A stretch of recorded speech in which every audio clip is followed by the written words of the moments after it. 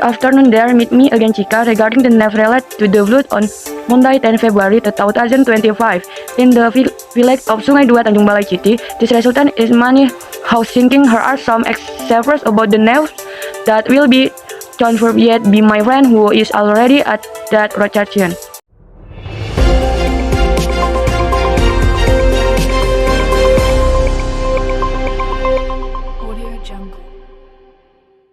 Hello everyone, my name is Stephen Sharati. I'm the president. Saya and local resident. Yes. Good afternoon, ma'am. Yes. Our president. Before that, I want to ask, Yes. when do you to flood occur? Flood occur when the rainy season arrives.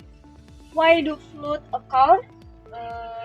Flood occur because rivers overflow due to high rainfall. Where did this flood occur? Banjar Hesa Market Tanjung Balai. What are impact of the current flood? Let's go.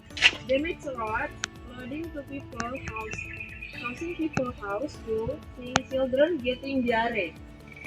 How do you feel when your house is flooded, and who is responsible for this flood? I feel very sad because of this disaster. The government must be responsible. Okay, thank you, sis. You're welcome.